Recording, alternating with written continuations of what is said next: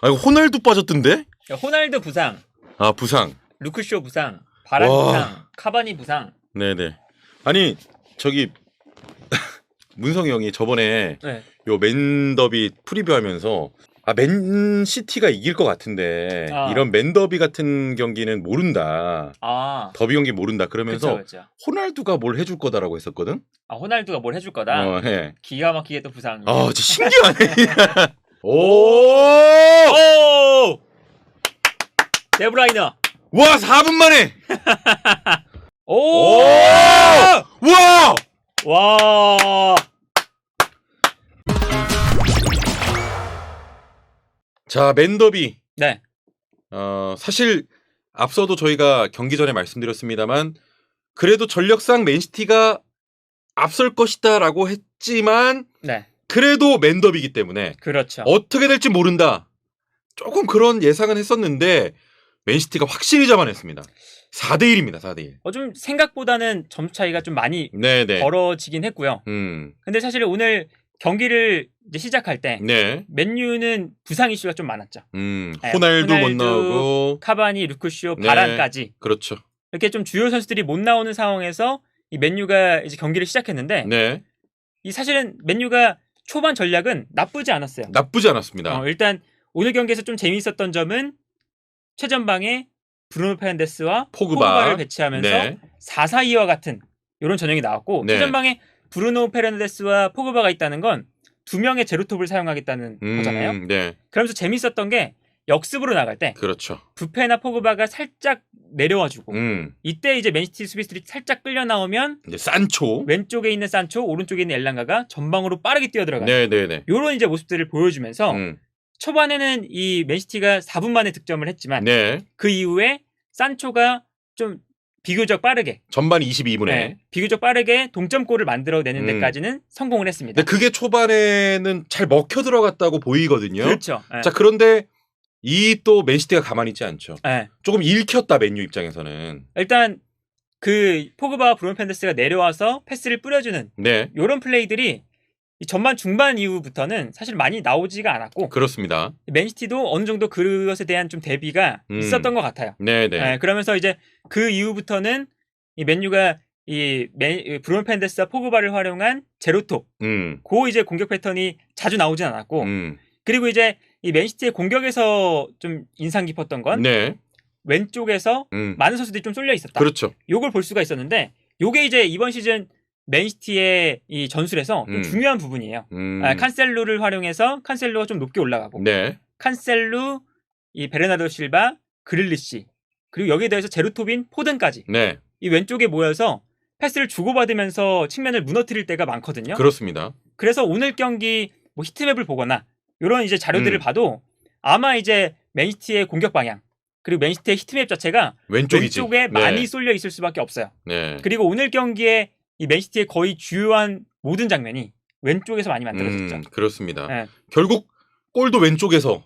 그렇죠. 첫 번째 득점도 왼쪽에서 나왔고, 그렇죠. 두 번째 득점도 왼쪽에서 나왔고 하면서 왼쪽에서 이 맨유의 이 오른쪽 측면, 맨유 입장에서 오른쪽 측면을 무너뜨리는 게 그렇습니다. 오늘 맨시티의 전략 중 하나였다라고 보여지고, 그런데 이제 맨시티가 좀 이렇게 달아나는 동안 이 맨시티와 맨유의 격차가 좀 벌어져 있구나라고 느낀 게 맨유가 좀 뒤져 있는 상황에서도 맨유가 섣불리 맨시티를 압박을 하지 못했어요. 아, 그러니까요. 네, 시간이 점점 흘러가는데도 섣부르게 압박을 하지 못하고 압박을 하면 맨시티가 여유롭게 풀어나오고 이러면서 두 팀의 격차가 상당히 크구나. 경기 내용 경기 보신 분들도 확실히 이제 격차가 좀 심한 거 아니냐. 그렇죠. 예, 이런 생각이 들었습니다, 오늘 경기에. 그래서 이제 기록으로만 봐도 볼 점유율이 70대3 정도 납니다. 7대3. 7대3 정도 나고 그리고 슈팅 숫자도 맨시티가 24개, 네. 맨유는 5개. 거의 한 5배 차이죠. 그만큼 이제 너무 많은 차이가 났던 경기였다. 네. 그리고 패스 숫자도 거의 절반이에요. 맨시티가 740개, 맨유는 326개. 거의 뭐 2배네요, 2배. 그렇죠. 2배 심지어 넘게 좀 차이가 나는 거죠.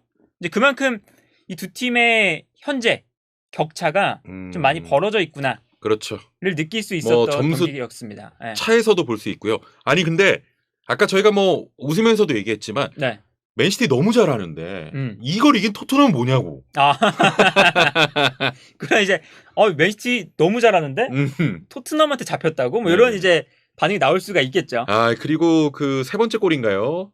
마레즈. 아 마레즈가 그 68분에 코너킥. 이제 그것도 정말 참. 그리고 그것도 사실은 그런 코너킥이나 뭐 프리킥 상황에서 맨시티가 계속해서 좀 시도를 했었거든요. 아 맞아요. 그런데 그때마다 마레즈나 뭐 뒤에 있는 선수들이 중거리 슈팅을 준비하고 있는데 맨유가 계속해서 이 중거리 슈팅을 놓쳤고 네네. 하다가 결국에 이제 마레즈의 득점까지 나오게 된 거죠. 아니 그 맨유 지금 상황을 보면은 네. 오늘 경기에서 이제 드러난 문제점. 수비에서 공격으로 전환될 때 실수로 인해서 계속 위험 상황을 초래했다. 그렇죠. 그리고 수비들 뭐 첫 골 장면도 그랬고요. 수비들이 덕배를 따라가지 못하고 놓치면서 자꾸 골을 내줬고 선수들 놓치는 장면이 있었고 그리고 공격진의 붕괴, 중원에서의 압박 부재. 그렇죠. 모든 좀 종합적인 좀 아쉬운 상황들이 많이 나왔어요. 좀 일단 복합적인 문제가 있는 게 사실 맨유는 이제 비단 이 경기뿐만 아니라 장기적으로 봐도 이 선수단이 랑리게 축구에 어울리느냐라는 문제가 있겠죠. 물론 이제 랑릭은 이번 시즌 임시 감독입니다. 그리고 이번 시즌이 끝나면 다른 감독을 선임하고 랑릭은 디렉터의 역할을 맡게 돼요. 약간 컨설팅 같은 그런 그쵸? 거. 예. 근데 중요한 건 랑릭이 이 감독직을 내려놓고 컨설팅을 하는 역할로 가도 랑릭이 다음 감독을 선임하고 그렇죠. 다음 이적 시장을 정하고 그리고 팀의 전체적인 컨셉을 정한단 말이죠.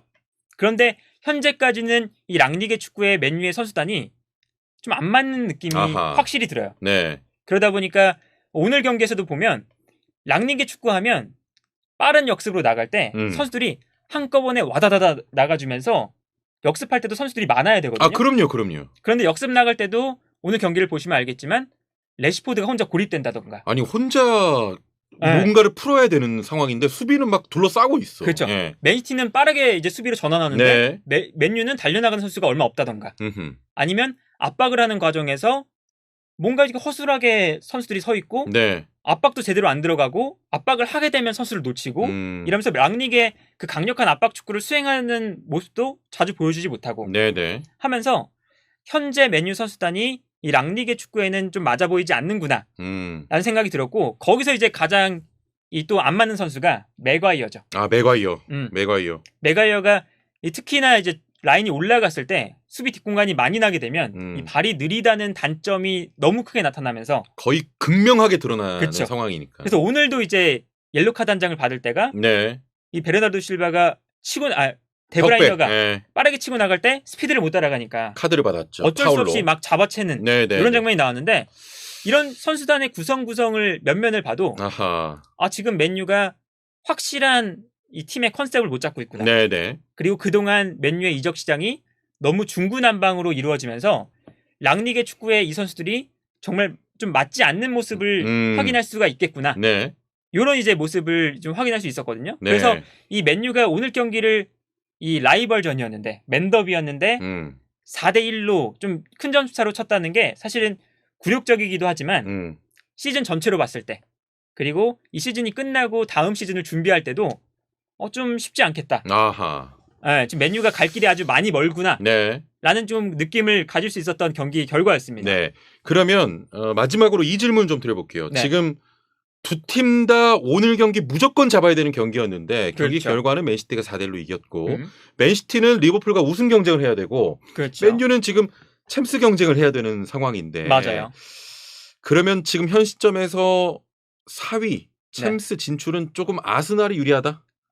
일단은 아스날이 와포드에게 승리를 하면서 4위로 이제 올라섰죠. 근데 맨유가 이 아스날보다 오늘 경기를 패배하면서 아스날보다는 3경기를 더 했어요. 그런데 승점은 아스날이 맨유보다 1점이 더 많습니다. 그렇다는 건 아스날이 맨유보다는 이 챔피언스리그 경쟁을 하는데 확실히 지금 우위에 있다.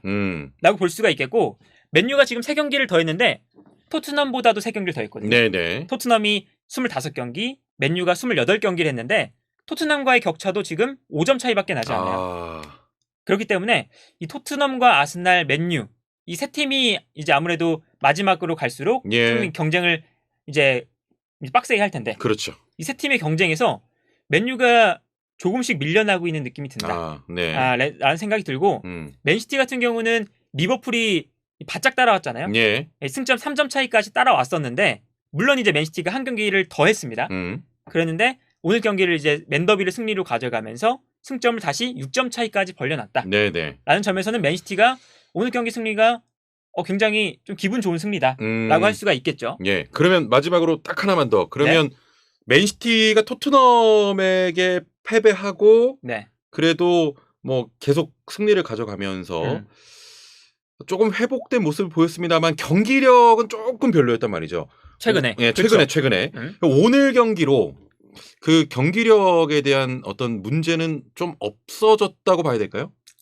이 경기력에 대한 문제는 사실 어떤 게 있었냐면 그동안 이 최근 리그 경기만 보면 에버튼전 그리고 토트넘전에도 이제 패배를 했고 에버튼전에는 승리하기로 했지만 경기력이 썩 안 좋았거든요. 네네. 근데 거기서 이제 가장 중요했던 포인트가 포든이 이 제로톱으로 안 나오고 베르나르도 실바가 제로톱으로 나오거나 포든이 제로톱으로 나오지 않는 경기였어요. 그 두 경기가.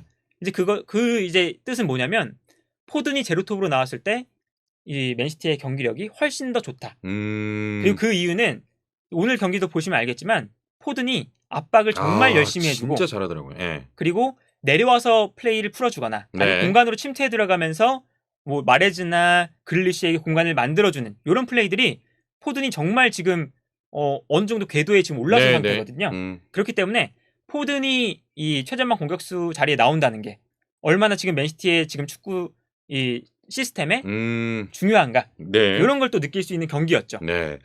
오늘 경기 맨시티가 맨유에 4대1로 승리를 거뒀는데 맨시티는 진짜 잘한다. 잘한다. 패스를 여유 있게 이게 풀어내는 게 좀 다르다. 잘한다. 다르다는 느낌이 들었어요. 네, 알겠습니다. 이렇게 마무리할까요? 네, 알겠습니다. 안녕.